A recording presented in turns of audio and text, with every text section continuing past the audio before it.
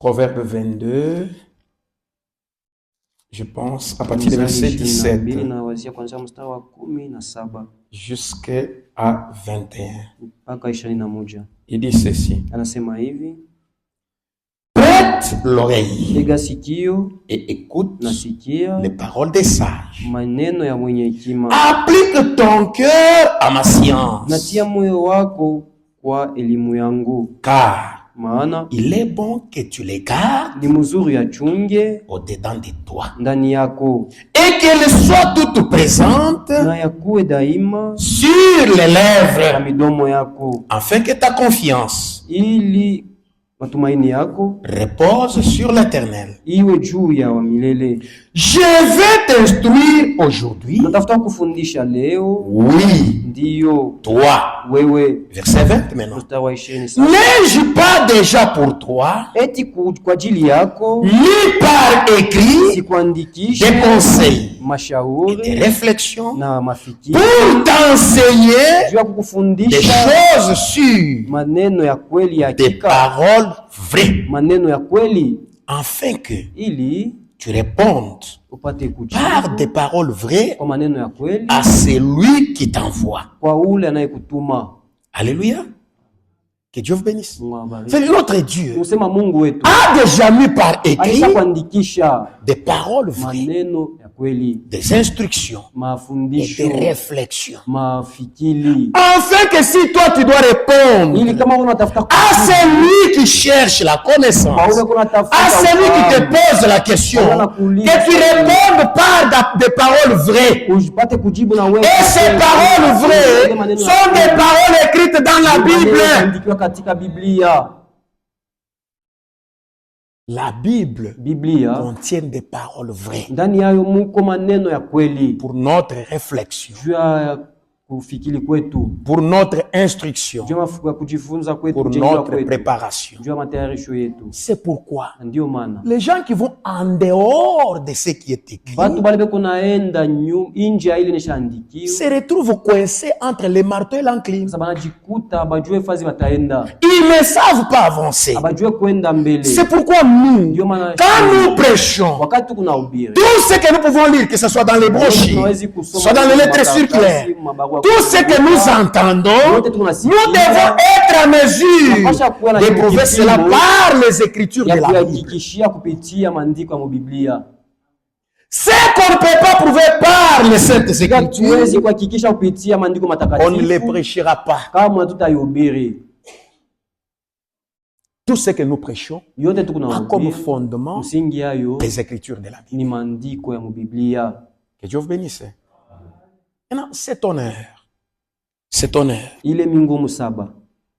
ne sont pas révélés.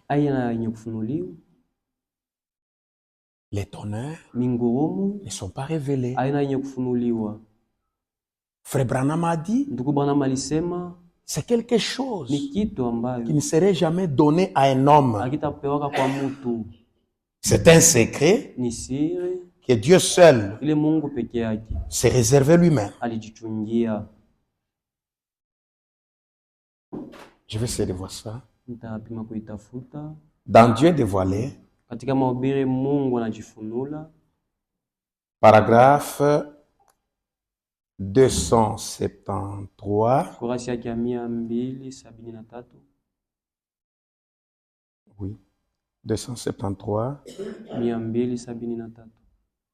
Nous irons jusqu'à 278. Il dit ceci.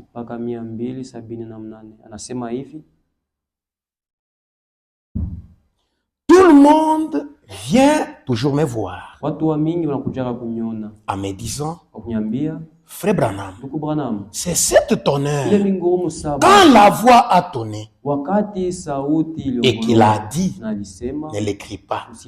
Tu vois, mais celle, ils disent, ça, ce serait cet honneur qui seront révélés dans les derniers jours.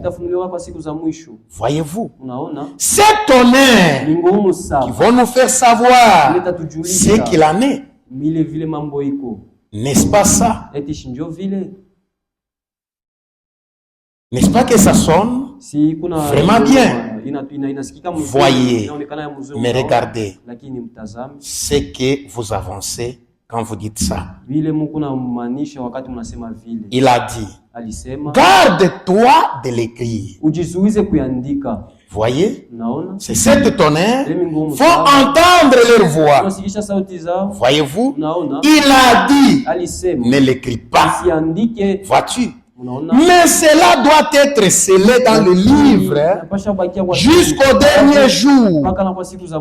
Or, quelqu'un, bien des gens, m'ont dit des théologiens, m'ont dit, frère Branham, si le Seigneur Dieu, ils ont dit, si avec votre expérience que le Seigneur vous a donné pour son peuple, je dis ceci humblement, ils ont dit, vous seriez en mesure d'écrire vous-même une Bible, votre parole de Dieu, la manifester.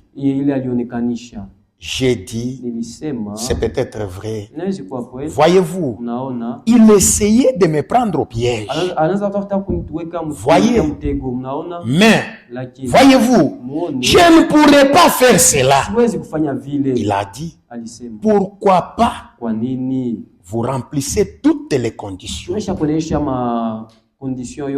J'ai dit, mais regardez bien. Pas une seule parole ne peut être ajoutée ni retranchée. Voyez-vous, il a dit, eh bien alors, c'est cette tonnerre, vous voyez, il a dit, c'est cette tonnerre qui vont retentir. Est-ce que ce ne sera pas une révélation? Ce ne sera pas une révélation qui sera donnée à un homme? Je dis, non, messieurs, ce serait d'y ajouter quelque chose ou d'en retrancher quelque chose. Alléluia. C'est cette tonnerre, c'est une révélation qui ne sera jamais donnée à un homme. Si un homme vous dit que cela a été révélé, c'est qu'il a ajouté quelque chose et qu'il a retranché quelque chose. Or, dans Apocalypse chapitre 22, la Bible dit, n'ajoutez rien, ne retranchez rien. Si quelqu'un ajoute, il sera frappé des fléaux qui sont décrits dans le livre. Et si quelqu'un retranche, il sera retranché du livre des vies. Regardez. Je peux lire encore quelque chose. Il y a beaucoup de références, mais le temps ne nous permettra pas de tout lire. Quatrième saut.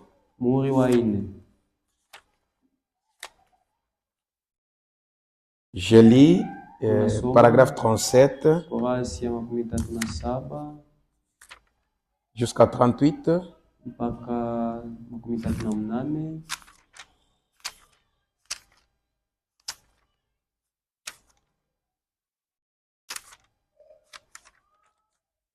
Il dit ceci.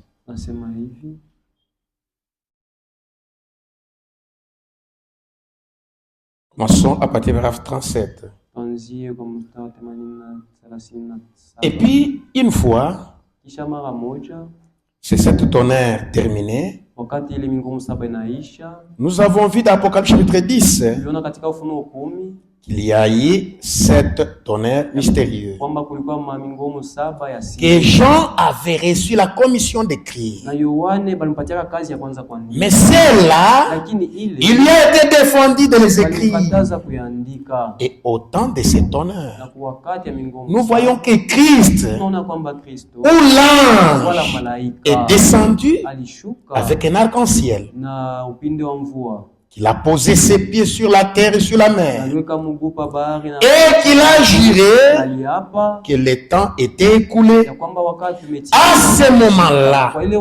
Et ensuite, Nous avons vu que quand les sceaux ont été révélés et que l'agneau avait cessé son œuvre de médiation en tant qu'intercesseur, il s'était maintenant avancé pour faire valoir ses droits sur tout ce qu'il avait racheté par sa mort.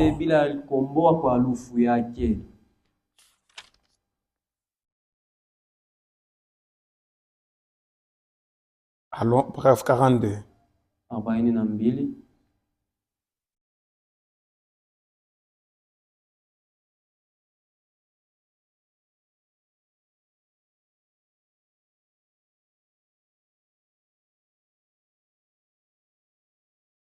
On peut passer directement à 47 pour gagner le temps.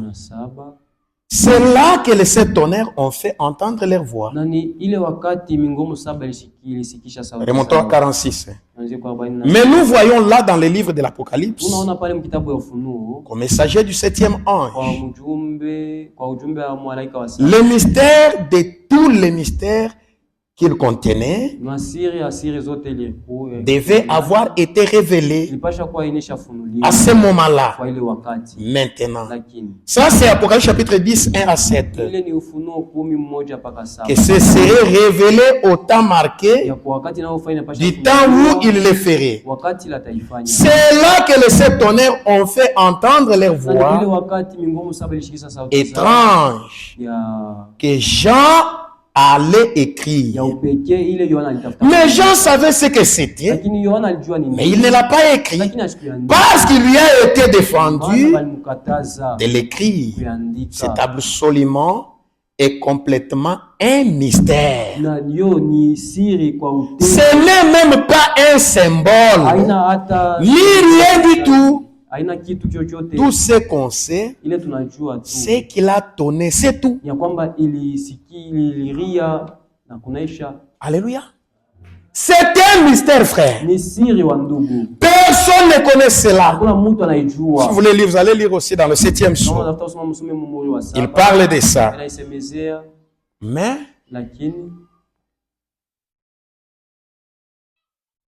c'est un mystère. Ça ne sera jamais révélé à un homme. Ça va rester un mystère jusqu'à ce que ça va se réaliser en ce temps-là. Que Dieu vous bénisse. Maintenant, remarquez. Une fois que le pape a été tué, on a élu un autre pape. Et ce pape, il a commencé à persécuter le peuple saint. C'est pendant cette période qu'il va s'accomplir la marque de la bête.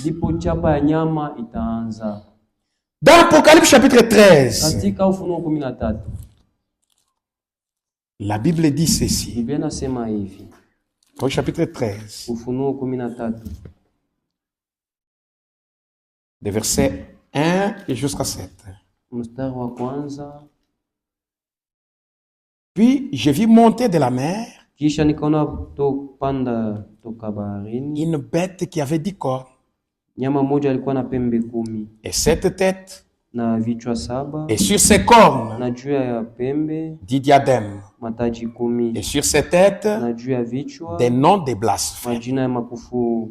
La bête que j'ai vue était semblable à un léopard, et ses pieds étaient comme ceux d'un ours, et sa gueule comme une gueule de lion.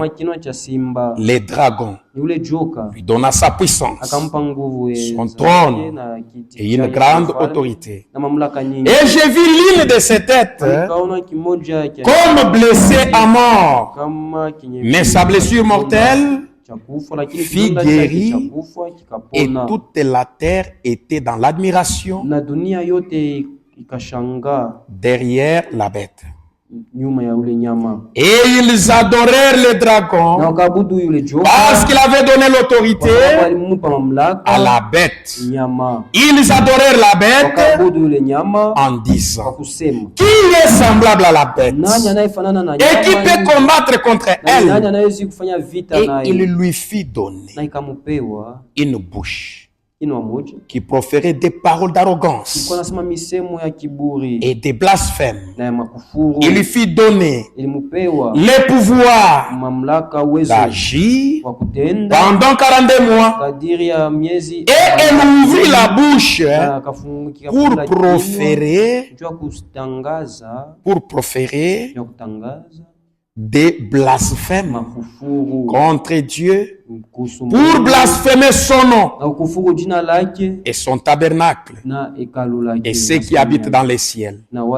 Et il lui fit donner de faire la guerre aux saints et de les vaincre, et lui fit donner autorité sur toute tribu, tout peuple, toute langue et toute nation.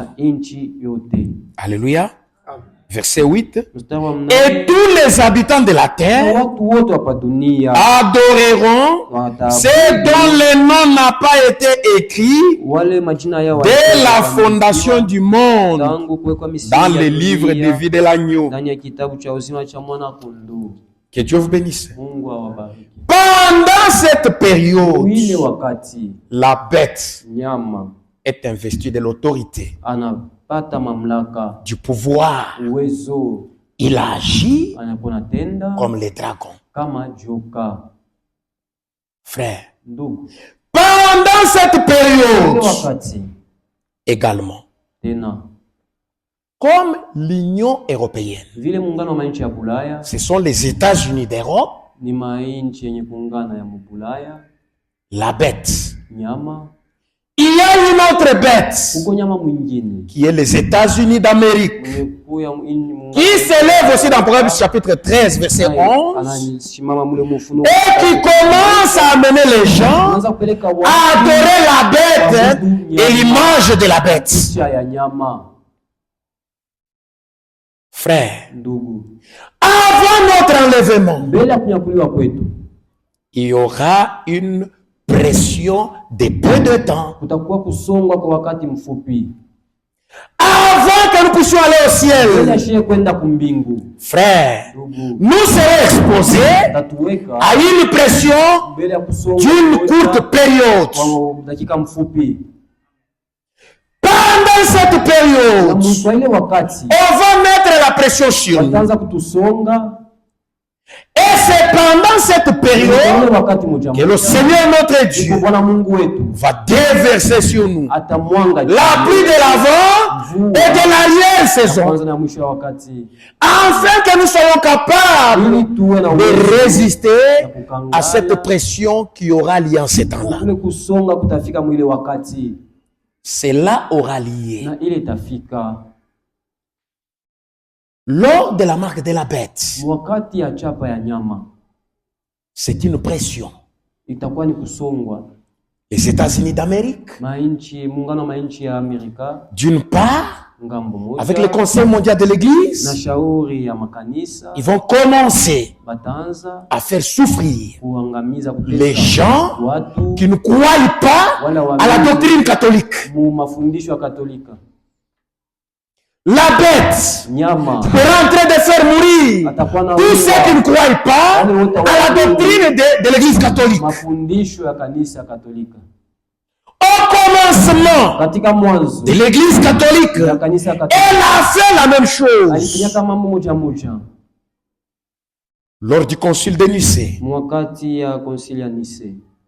quelle était la raison de la persécution? C'était la doctrine trinitaire et le baptême trinitaire. Pendant cette période, tous les Juifs qui ne croyaient pas à la Trinité, on a commencé à les massacrer à l'étoile. Les musulmans étaient aussi tués. Et les chrétiens qui croyaient à la foi unique de Dieu venu dans la chair, notre Seigneur Jésus-Christ, étaient tués. C'était pendant cette période que les chrétiens ont commencé à fuir pour aller partout ailleurs, fuyant la persécution. C'est pendant cette période qu'on a instauré les signes de la croix avec l'empereur Constantin.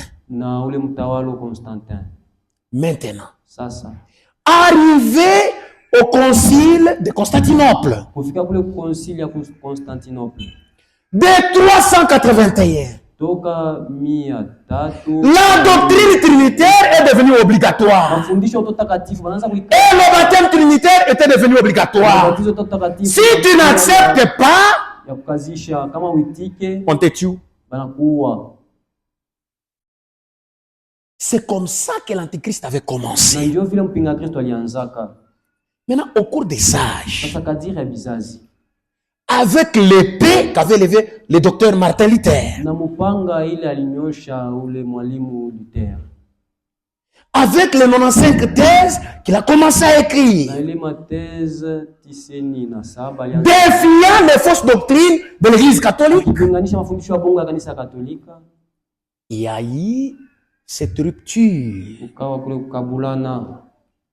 Les protestants et les catholiques. Et cela a fait que une lumière a jailli de nouveau et les gens ont commencé à avancer avec la parole véritable. Pendant ce temps-là, c'était obligatoire. Dans les États-Unis d'Europe, tu ne peux pas professer une autre foi si ce n'est la doctrine catholique, qui n'est toute autre chose que le baptême trinitaire. Frère, il y a le nombre de la bête. Il y a la marque de la bête. Voyez, cette marque de la bête n'est pas visible. Comme le Saint-Esprit aussi n'est pas visible. De la même manière, la marque de la bête n'est pas visible. Si vous lisez dans Éphésiens chapitre 1, verset 13, la Bible dit que vous aussi, après avoir cru la parole de la vérité, vous avez été scellés du Saint-Esprit qui avait été promis. De la même manière, pendant cette période-là, si vous croyez cette doctrine trinitaire, qui est le faux enseignement, qui vient de l'enfer du diable, vous serez scellés de la marque de la bête. Frère, c'est l'image de la bête que les États-Unis, avec le conseil de l'Église, sont en train d'amener les gens à croire. Pendant cette période, ça sera obligatoire. Comme c'était au commencement des temps des nations. Si vous regardez les trois Hébreux,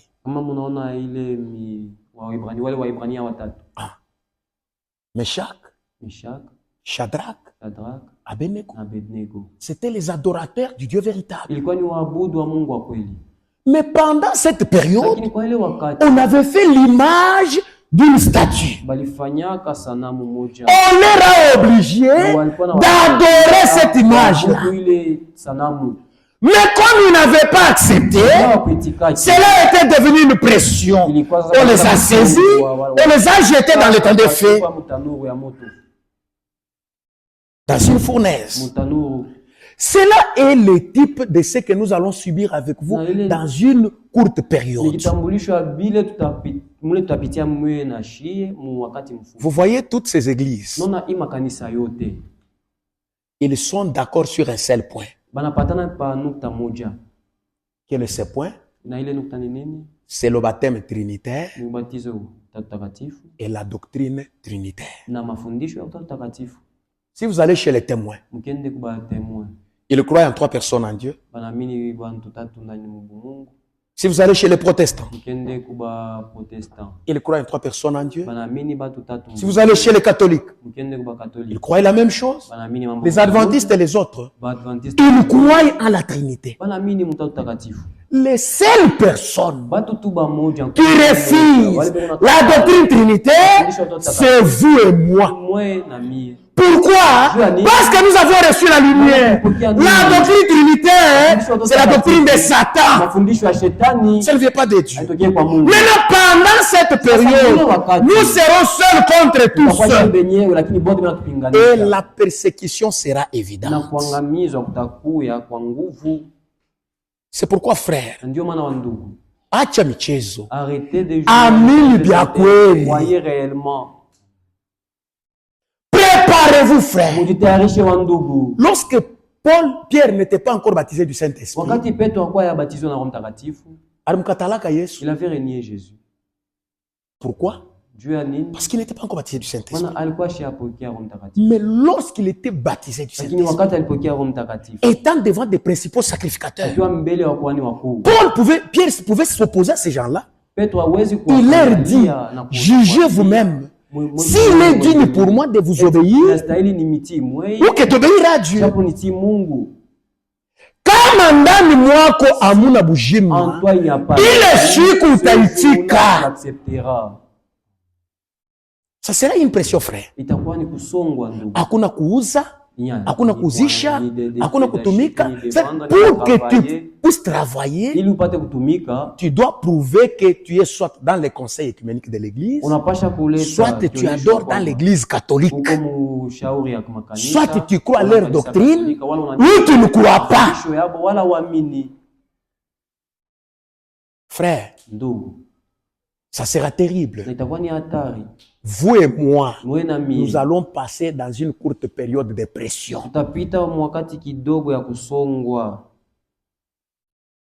Il faut vous attendre à ça. Aujourd'hui, c'est encore facile de venir à l'église, mais vous ne voulez pas venir prier, vous ne voulez pas venir adorer. Mais ces jours-là, quand ça sera la pression, tu viendras-tu ici ou bien tu viendras ou soit tu vas rester à la maison. Frère, il n'y a plus de temps.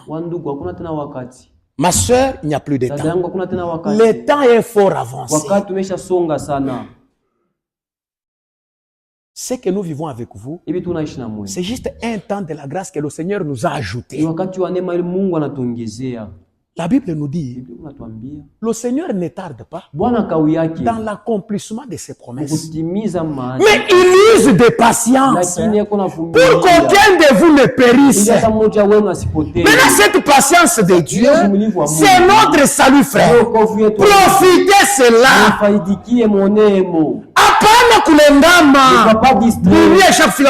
Le monde est arrivé à sa fin. Ni t'étais la patience de Dieu, mais le retour de Christ tant attendu serait déjà venu.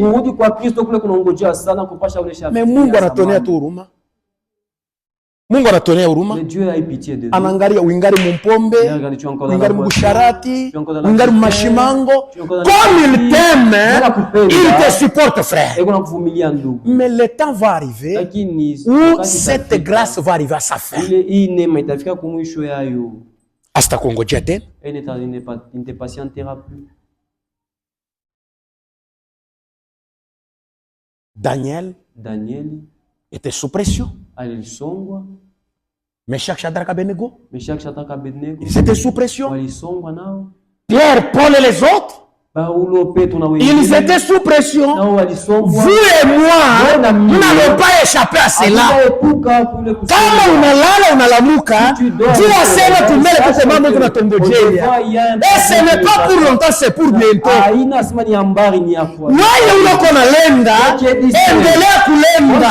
Ile siku utariaka vila uyariaka. Tu n'as jamais pleuré auparavant. Iki kanisa batakifunga. Cette église sera fermée. Ce bâtiment. Kitakuwa kama ni kima depot kia mingi. Ça sera si c'est un dépôt de Shi bote tutakuwa bene kuzambalala. Nous tous on sera d'ici. Sasa ile depot uweka ndani yako. Que tu as mis. Ndio itaanza kukusaidia. Qui t'aidera, te préservera. Kanisa itakuwa yako hata ungana. Il n'y aura plus de culte. Mena ile depot uko nayo. Ndio utaanza kushota mune ile kusaidia. C'est la tête. Pale wewe aweke akiba. Uko na waza nini? Tu ne fais pas le dépôt. À quoi penses-tu?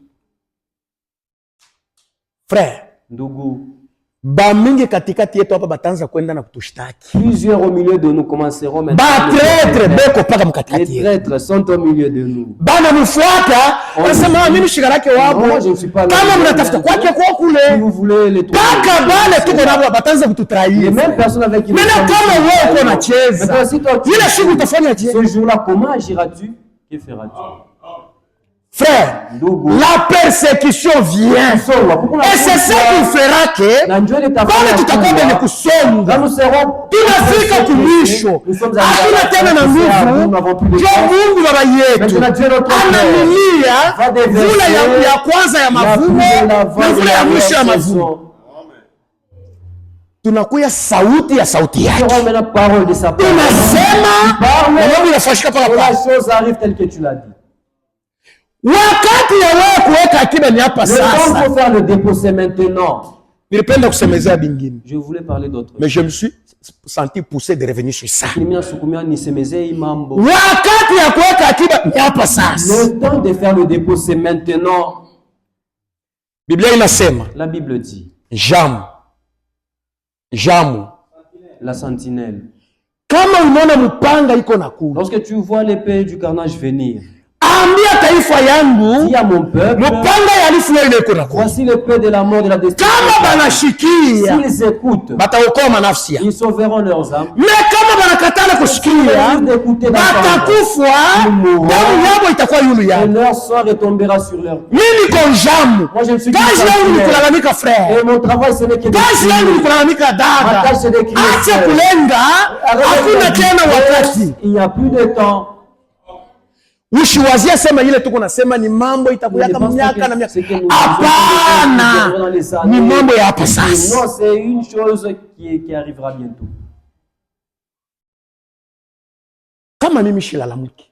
Si moi je ne me lève pas, je ne crie pas. Ile shiku mbele ya Mungu mitasamba. Devant Dieu, je vais répondre. Mais ça vile mimi nakwambia. Comme je t'ai damu yako iko yulu yako. Et ton sang retombe sur ta propre tête. Frère, ndugu, ile shiku ce jour-là, Meshach, Shadrach, Abednego, bali babamba. On les avait saisis. Banduku yangu baliweza kubambia. Leurs frères pouvaient. Vous êtes encore jeune. Pourquoi voulez-vous mourir si jeune? Laissez avec les histoires-là. C'est fini, adoré. Meshach, Shadrach, Abednego, banasema on répond.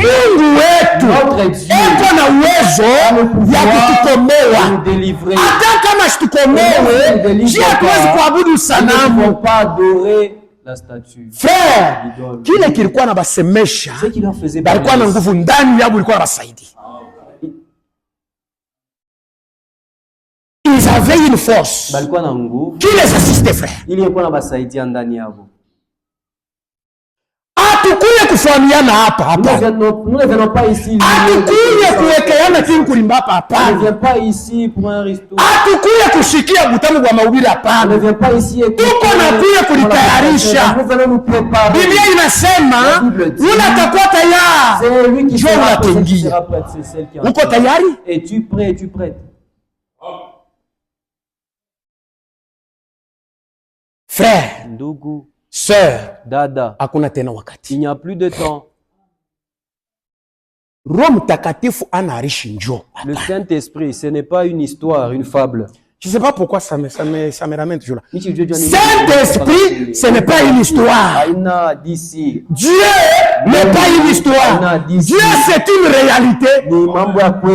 Ce n'est même pas une réalité. Dieu, c'est la vérité. Le Saint-Esprit, c'est la vérité. La nouvelle naissance, c'est la vérité. La sanctification, c'est la vérité.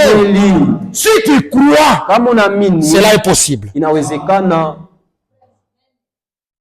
Toi, tu veux dire qu'il n'y a personne ici qui a reçu le Saint-Esprit? Il y a des gens qui ont témoigné qui ont reçu le Saint-Esprit.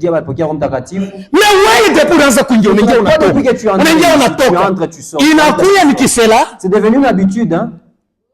Il y a maintenant combien de temps que tu as-tu déjà reçu le Saint-Esprit? Pourquoi est-ce que tu joues? Si tu dors affamé, un jour, deuxième jour, est-ce que tu vas rester dormir dans la maison? Tu vas te tracasser pour trouver la maison. Ne vas-tu pas mourir?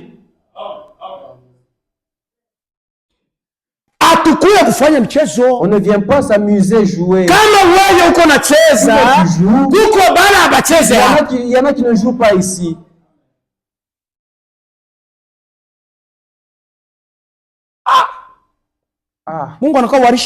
Que Dieu soit un Dieu historique. Non. Non. Notre Dieu, ce n'est pas une femme. Notre Dieu est vivant. Et il est le rémunérateur. Il n'y a pas de boîte Tous ceux qui le cherchent. Anasema, vous me chercherez, vous me trouverez, si vous me cherchez de tout votre cœur. Comment le cherches-tu alors? Ce qu'on t'interdit, c'est ce que tu ne pas si tu le fais tout. Pas si tu marches. Pas si tu parles de comment vas-tu recevoir le Saint-Esprit? Actes des apôtres, chapitre 4, verset 30. La Bible dit, nous sommes témoins de ces choses. De même que le Saint-Esprit, que Dieu donne à ceux qui lui obéissent. Tu ne vas pas le recevoir. Frère, n'as-tu pas compassion de toi-même? Sœur, n'as-tu pas compassion de toi-même? Pendant que tu es assise ici, tes amis en train de chercher la toi, tu viens ici, je vais chercher le Dieu. Tu arrives au lieu de chercher. Comment est-ce que tu es en train de jouer? Pourquoi est-ce que tu fais des jeux? Est-ce que c'est le temps de jouer? Est-ce que c'est le temps de te comment es-tu distrait? Les chrétiens d'autrefois nous écoutons. Non, qui est dans quelle maison c'est? Parce qu'ils étaient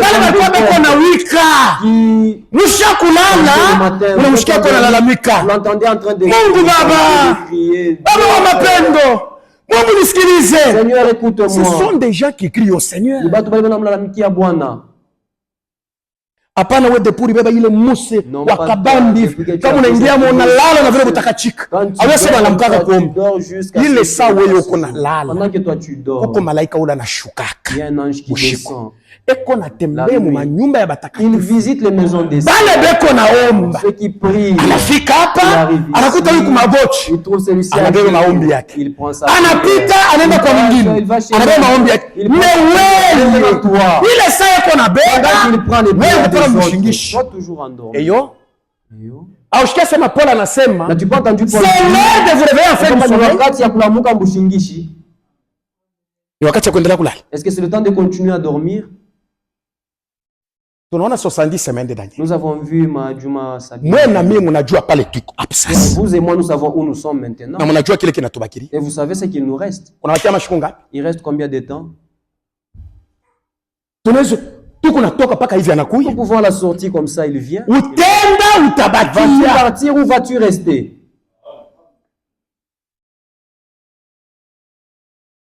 Mungu abachezake naye. On ne se joue pas de Dieu. Eko Mungu wa neno yake. Il est le Dieu de sa parole.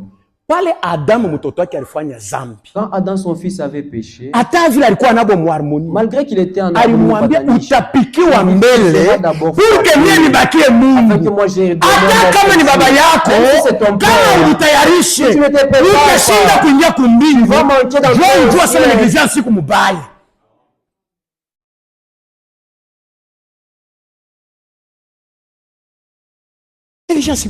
La négligence est une mauvaise chose, pour que tu le saches. Tout ce que j'ai prévu, je n'ai pas dit quelque chose là-dessus. Panipatia 5. Je sais pas si je venais par là. Frère. Ndugu. Pendant les 3 ans et demi, les derniers 3 ans et demi. Mwile miaka 3 na nusu ya mwisho. Cette bête. Ule nyama. Atafanya vitu vibaya sana. Va faire des choses abominables. Ça sera un temps d'angoisse. Itakuwa ni wakati ya tabu.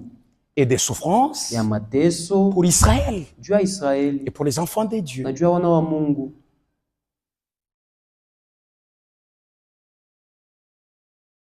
Une période terrible. Wakati moja ya mbaya. Ogopesha. Anaua batakatifu ba Mungu. Et tu les saints de Dieu. Anaua ba prophète. Et tuera les prophètes wanabii. Anaua vierge folle. Et tuera ba bikira pumbafu. Kunaishi. Et ça n'est fini. Maintenant, en ce temps-là, pendant qu'il fait ça, wakati anafanya vile, atafanya vile, notre Seigneur Jésus-Christ, Bwana wetu Yesu Kristo, anangalia, va observer kiti cha neema, le trône de grâce, kinabadilika kinakuwa kiti cha hukumu, sera changé en trône de jugement. C'est en ce temps-là, l'Écriture dit que celui qui est juste continue à se justifier. Si tu es païen, tu restes païen, tu demeures païen. Parce qu'il n'y a plus moyen de croire. D'abord, quand tu chies avant tu es mataifa, 7 ans de la grâce est déjà terminé. Kungambo ya bayuda, ile neema inamalizika. La grâce aussi se termine. Kiti cha neema kinakuwa cha hukumu. Le trône de la grâce devient le trône des jugements. C'est ainsi que kumbingu. C'est comme ça qu'au ciel, pale bantu beko naona, quand les gens observaient, kiti cha neema, le trône de la grâce a changé devenant trône de jugement. Tous étaient dans l'expectative. Mama, c'est ce qui fait que 30 minutes il y a silence. Il y a 30 minutes. Ni étonnement beko na shanga. Binafika hivi, je. Comment cela arrive-t-il? Ule alikuwa mwana kondoo wa Mungu. Anageuka sasa. Change maintenant. Anakuwa muamuzi. Et devient juge. Frère, wakati kumwamzi, lorsqu'il devient juge, hawezi kumwangalia hivi, unabakia mwenye kushimama. Plus le regarder, rester debout. Macho yake, ses yeux, iko sandimi ya moto, sont comme des flammes de feu. Uso yake, son visage, iko sajua wakati kuna waka na nguvu sana. Et comme le soleil lorsqu'il luit dans sa splendeur. Imaginez d'abord, sa force. Jean l'a vu dans une vision. Yohane alimuona muono. Il n'a pas supporté kumwangalia. Il est tombé par terre. Alianguka chini. Na nguvu yote inamwisha. Et il a perdu toutes ses forces. Il fallait que lui amubambe, amufortifie, que Jean s'aime. Pour que Jean s'élève. Unaona ba magistrat beku parquet. Vous voyez les magistrats qui sont là au parquet. Kama basha kushtaki, lorsqu'on t'a déjà porté, et que tu vas devant ces magistrats là, na ile mankanjo moshi bana voila. Kama tu unamwona anatoka, surtout kama wewe yafanyaka mambo. Si tu n'as jamais fait un problème, est-ce que vous le voyez seulement surgir? Kama uangalie mzuri, unaweza kuyola mangu. Si tu ne fais pas attention, tu peux uriner dans tes vêtements. Si tu trembles, frère. Là d'abord, mais cette fois-là, il est devant le juge suprême. Uso yake sawa jua, son visage renaît comme mikulu yake sa biuma bile baliweka mu moto njo biko na waka ni nguvu, comme du fer qu'on a placé dans le feu. Parfois je vois des gens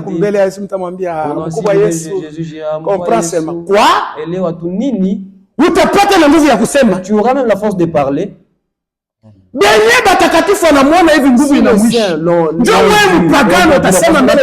Que tu parles devant lui. L'agneau est fâché. L'agneau est fâché. Maintenant, lorsqu'il est fâché, sasa wakati anakasirika, les choses commencent à s'accomplir maintenant sur la terre. Sasa vitu vinaanza fika pa dunia. Oh là là. Il est temps. Wakati naenea.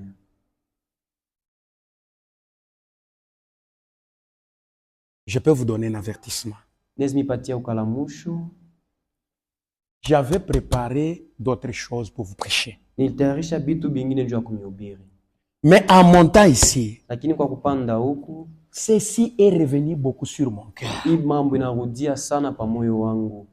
Faites attention. Musopoke mkebe ange. Kwa bule utachelewa. Sinon vous serez en retard. Que Dieu vous bénisse pour ce soir. Mungu amibariki juu ya magharibi.